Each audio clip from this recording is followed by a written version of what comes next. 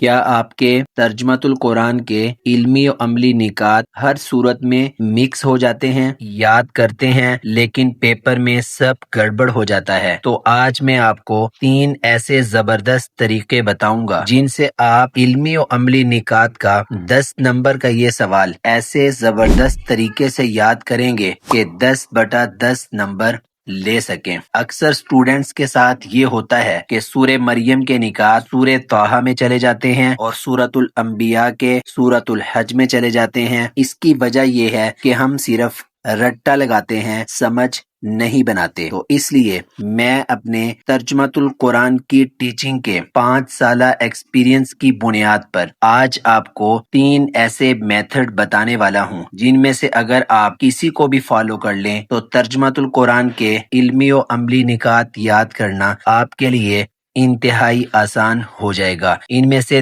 تیسرے والا میتھڈ میرا پسندیدہ ہے، میرا فیورٹ ہے، تو آئیے شروع کرتے ہیں۔ سب سے پہلے آپ کو ترجمۃ القرآن کے علمی اور عملی نکات یاد کرتے ہوئے یہ دیکھنا ہے کہ جتنے بھی ٹوٹل علمی اور عملی نکات ہیں، جیسا کہ سکرین پہ دیکھیے کہ سورہ مریم کے یہ 8 نکات ہیں، ان 8 کو آپ ایک ہی دفعہ اگر یاد کرو گے تو یہ یاد نہیں ہوں گے۔ ان کو آپ 2 کے گروپس کے اندر تقسیم کر لیں۔ پہلے گروپ میں پہلے 2، دوسرے گروپ میں تیسرا اور چوتھا، اور تیسرے گروپ میں 5واں اور چھٹا، اور چوتھے گروپ میں 7واں اور 8واں۔ اس طرح جب آپ اس کے 4 گروپس بنا لیں گے تو آپ کے دماغ پر بوجھ کم ہوگا اور سب یاد بھی رہے گا۔ اسے کہتے ہیں چنکنگ میتھڈ۔ اور دوسرا طریقہ ہے کمپیئر میتھڈ۔ اس میں آپ سورہ مریم اور سورہ طٰہٰ کے نکات کو آمنے سامنے رکھیں، دونوں کو کمپیئر کریں، سورہ مریم کے یہ الگ ہیں اور سورہ طٰہٰ کے الگ ہیں، تو اس طرح آپ کنفیوز نہیں ہوں گے۔ تیسرا اور آخری جو میرا پسندیدہ طریقہ ہے، جو میں اپنے سٹوڈنٹس کو بتاتا ہوں، ہر سورت کے نکات میں سے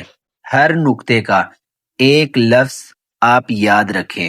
مثلا سورہ مریم میں پہلے نقطے میں آپ مایوس نہیں ہونا، اس کو انڈر لائن کر لیں، اور دوسرے پوائنٹ میں اللہ کی عبادت کرنے کی دعوت دی، دعوت کو انڈر لائن کر لیں، اور تیسرے نکات میں دعا کو انڈر لائن کر لیں، اور چوتھے میں موجزانہ پیدائش اسے انڈر لائن کر لیں، اور 5ویں میں والدین کے ساتھ نیک سلوک، اور چھٹے میں ادب و احترام سے نیکی کی دعوت، اور 7ویں میں وعدہ پورا کرنا، اور 8ویں میں قرآن مجید کا عربی زبان میں آسان ہونا۔ جب آپ ان 8 پوائنٹس کو انڈر لائن کر کے محفوظ کر لیں گے، یاد کر لیں گے، آپ کی بک پر یہ انڈر لائن ہوں گے، ہائی لائٹ ہوں گے، تو جب بھی آپ کی نظر اپنی بک پہ ان علمی اور عملی نکات پہ پڑے گی تو فوراً آپ کے ذہن میں آ جائیں گے۔